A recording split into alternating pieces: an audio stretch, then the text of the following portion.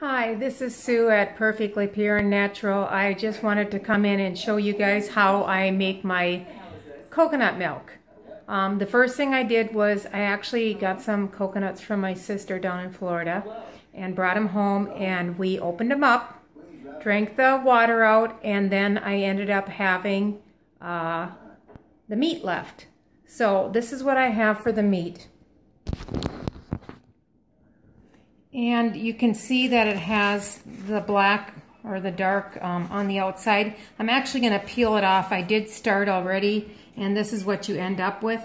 I did make it, the coconut milk, this last time with the dark stuff on, and it just looks like you end up having a little bit of brown or cream colored milk. So I will come back when I'm done cutting this all up.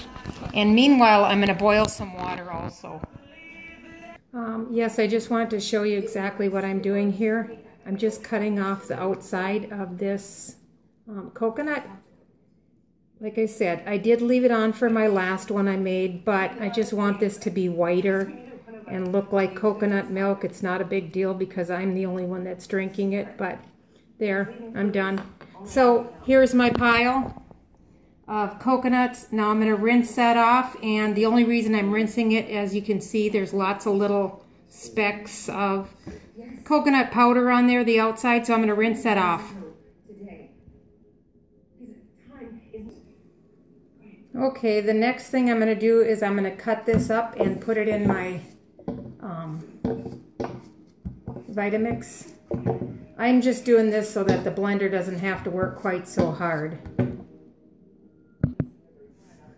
Okay, I have got about, it actually shows me on here about 3 cups of coconuts, and here I have my boiling hot water, and I'm going to fill that so it covers that plus just a little bit more. And now I am going to let this blend for at least 2 to 3 minutes. It's a long time, and I kind of go back and forth with the blender just because you really want it mixed well. So I will be back.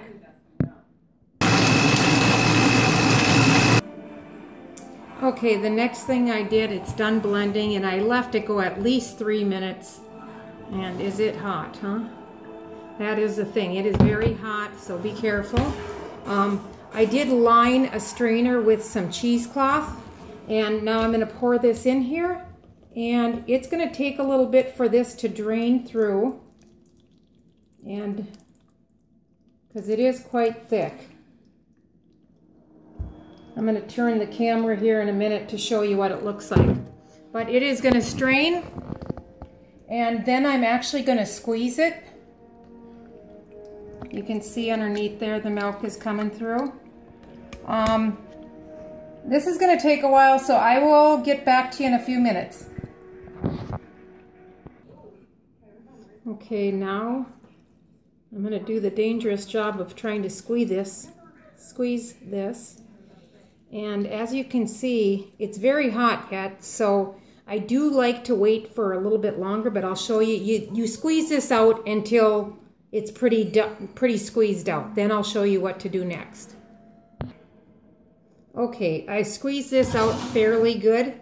What I'm going to do next is pour it back into my container, all the meat. And then what I'll probably do is just rinse this here cheesecloth out, because I will be using it again. And then I will put more water on this. You actually do this twice. And this time I'm going to put less water in.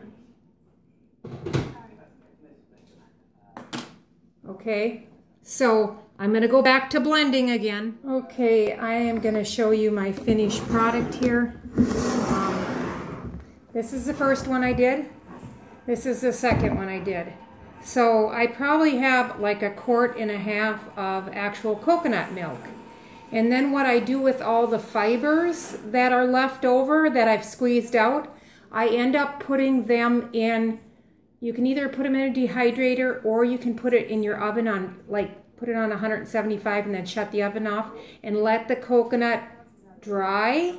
And when it's completely dry, you can put it through the Vitamix on the, in the dry container and make yourself some coconut flour. to use on other projects. So I just wanted to share that with you today. I hope you learned how to do it. There is a ratio of, it's about the same, you know, 1 cup of coconut to 1 cup of hot water. And then the next time around, you're only supposed to use half that amount of water. I know that I've watched videos and I don't really pay attention to it because I'm making it for myself. Now, tomorrow, if I get time, I might show you what these look like tomorrow after they're in the refrigerator, because this one should have about that much cream on it. It's actually coconut cream and it's nice and creamy. I always shake it and mix it in there, but if you need a coconut cream, you can actually get coconut cream that way too. So thank you again, and we will talk to you soon. This is Sue at Perfectly Pure and Natural, and yes, it's been a long day. I just wanted to show you kind of what I do here. This is the coconut that came off of the coconut milk. It's all ground and fine. I'm just going to bust this up.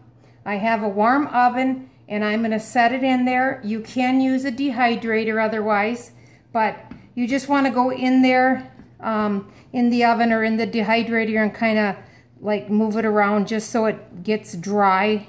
And then once it is dry, I use it for coconut flour. So you get to use a lot of the pieces of the coconut for that. So I just wanted to share that with you. Thank you guys, and have a great evening.